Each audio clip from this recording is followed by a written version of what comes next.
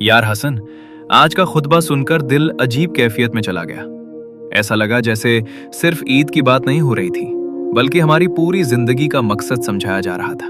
बिल्कुल अहमद, खास तौर पर जब हजरत इब्राहिम और हजरत इस्माइल की कुर्बानी का जिक्र आया ना, दिल हिल गया। सोचो, एक बाप अल्लाह के हुक्म पर अपनी सबसे अजीज चीज कुर्बान करने के लिए तैयार हो गया और बेटा भी मुकम्मल रजा के साथ तैयार हो गया। यही तो असल ईमान है। आज हम छोटी छोटी बातों पर परेशान हो जाते हैं, कभी ईगो, कभी गुस्सा, कभी दुनिया की ख्वाहिशात। लेकिन हजरत इब्राहिम ने हमें सिखाया कि जब अल्लाह की रजा सामने हो तो इंसान हर चीज कुर्बान कर देता है। और मुझे लगता है आज के जमाने में असल कुर्बानी जानवर की नहीं, बल्कि अपने अंदर की बुराइयों की है। एग्जैक्टली।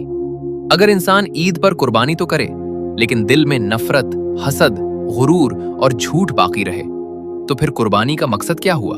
सही कहा। मौला हमेशा फरमाते हैं कि इंसान का किरदार सबसे अहम है। एक सच्चा मोमिन वो है जो दूसरों के लिए आसानी पैदा करे, मोहब्बत बांटे और खिदमत करे। और आज के खुतबे में मुझे सबसे खूबसूरत बात ये लगी कि कुर्बानी हमें इंसानियत सिखाती है, कि इंसान सिर्फ अपने लिए न जिए, बल्कि दूसरों के दर्द को भी महसूस करे। हाँ, देखो ना, आज दुनिया में कितनी नफरत बढ़ गई है।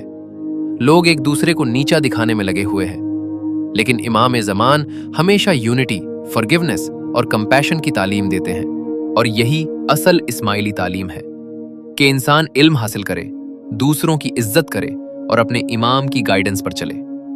मुझे एक बात हमेशा याद रहती है, कुर्बानी सिर्फ जानवर ज़िब करने का नाम नहीं, बल्कि अपने नफ्स को अल्लाह के सामने झुकाने का नाम है।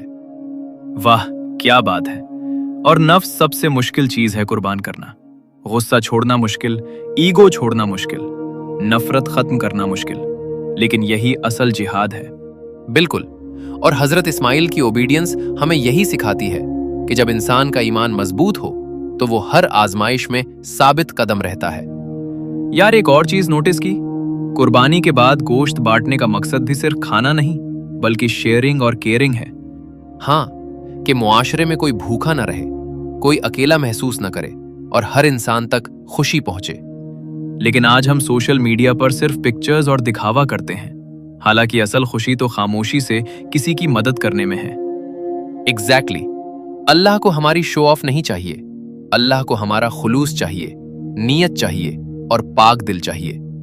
और यही आज के खुतबे का सबसे बड़ा मैसेज था कि अगर हम वाकई इमाम के मुरीद हैं तो हमें अपनी जिंदगी में मोहब्बत, डिसिप्लिन, पेशेंस और सर्विस लानी होगी। और मुझे लगता है नौजवानों के लिए यह मैसेज बहुत जरूरी है। आज डिप्रेशन, एंगर और नेगेटिविटी बहुत बढ़ गई है, लेकिन जब इंसान फेथ के साथ जुड़ता है, इमाम की तालीमात पर चलता है, तो दिल को सुकून मिलता है। बिल्कुल। असल ताकत पैसों या फेम में नहीं, असल ताकत अच्छे किरदार में है। और एक सच्चा इस्माइली हमेशा नॉलेज के साथ हम्बल भी होता है।